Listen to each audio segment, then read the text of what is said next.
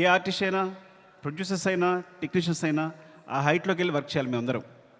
So తను ఒక platform అంత హైలో క్రియేట్ చేస్తాడు కాబట్టి మీరు చూసారు కదా, టీజర్లో ఉంటుంది, తను ఎక్కడ నిలబడతాడు చూసారా, అక్కడ మనందరినీ తీసుకెళ్తాడు, అక్కడ తీసుకెళ్ళి అందరిని కూర్చోబెడతాడు, అక్కడ వర్క్ చేస్తాడు. అలా వర్క్ చేయడం వల్ల వచ్చిన మూవీస్నే Pushpa 1, Pushpa 2. Love you darling is pure my love towards you. ఇది కథ కాదు, సినిమా కాదు, రాయడం కాదు, ఇది నీ పట్ల ప్రేమ తప్ప ఇంకేమీ లేదు. Love you so much darling, love you. ఇంకాసేపు ఉంటే అండ్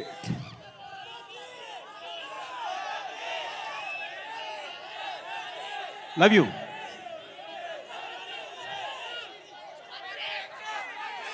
పుష్ప 3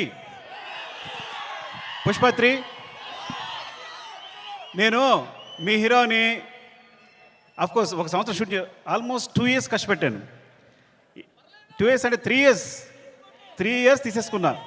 ఒక వ్యక్తి లైఫ్లో 3 సంవత్సరాలు తీస్తానంటే మీరు మీ హీరోని అడగండి, నేను నా ఫ్రెండ్ అడుగుతా తర్వాత నా కోసం మళ్ళీ ఇంకో 3 years ఇవ్వగలే అవకాశం ఉందా అని.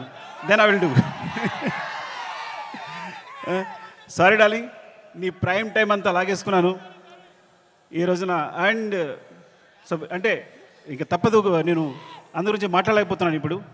అండ్ మై ప్రొడ్యూసర్స్ అంటే సినిమా అనేది ఇప్పుడు నేను టెండూల్కర్ ఫ్యాన్ని. టెండూల్కర్ ఫస్ట్ క్లాస్ మ్యాచ్ ఆడుతున్నప్పుడు ఎవరు జనాలు లేరు స్టేడియంలో. అదే T20 వన్ డే మ్యాచ్ ఆడుతున్నప్పుడు అందరూ ఉన్నారు. సో అలాంటి ప్లాట్ఫామ్ క్రియేట్ చేస్తారు మా producers. One day match, T20 match and platform create చేస్తారు. సో దాంట్లో మేమందరం మంచి ప్లేయర్స్గా ఆడగలం.